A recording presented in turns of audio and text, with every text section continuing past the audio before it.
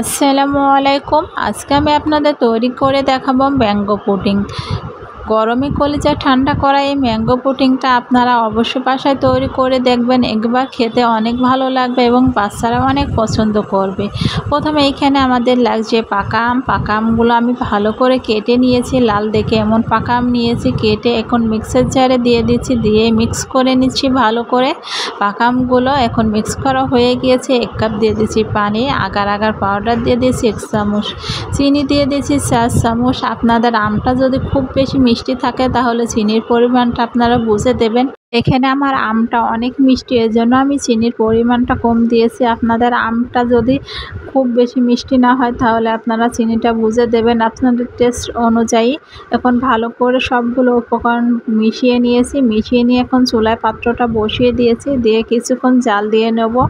ভালো করে নেড়ে ছেড়ে এইভাবে কিছুক্ষণ জাল দিয়ে নিলে ম্যাঙ্গো পুডিংটা হয়ে যাবে। আর এই ম্যাঙ্গো পুডিংটা খুব একটা ঘন করবেন না, তাহলে কিন্তু এটা জমবে না। খেয়াল রাখবেন এটা যেন বেশি ঘন না হয়ে যায়। এখন আমি 5 মিনিট এইভাবে ম্যাঙ্গো পুডিংটা জাল দিয়ে নেব। দেখুন বলক এসে গিয়েছে। এখন আর কিছুক্ষণ নেড়ে ছেড়ে আমি নামিয়ে নেব। জাস্ট 5 মিনিট জাল দিলে হয়ে যাবে। এখন 5 মিনিট জাল দিয়ে নেওয়া হয়ে গিয়েছে। এখন নামিয়ে নিয়েছি। আমি যে পাতিলে পুডিংটা সেট করব সেই পাতিলে এই পুডিংটা ঢেলে নিচ্ছি। এখন পুডিংটা ঢেলে নেওয়া হয়ে গিয়েছে। এখন রেখে দেবো 1 ঘন্টা।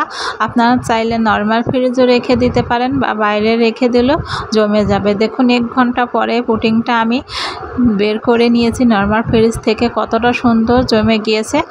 এখন আমি আপনাদের কেটে দেখাচ্ছি এই পুডিংটা কতটা সুন্দর হয়েছে। আপনারা বাসায় অবশ্যই আমের সিজন একবার এই ম্যাঙ্গো পুডিংটা ট্রাই করে দেখবেন। বাসায় ছোট বড় সবাই অনেক পছন্দ করবেন। গরমে কলিজা ঠান্ডা হয়ে যাবে এবং ঝটপট আপনারা এই পুডিংটা তৈরি করে নিতে পারবেন। রেসিপিটি ভালো লাগলে অবশ্যই আমার চ্যানেলটিকে সাবস্ক্রাইব করবেন এবং পাশে থাকবেন। ধন্যবাদ সবাইকে এতক্ষণ রেসিপিটা দেখার জন্য। আল্লাহ হাফেজ।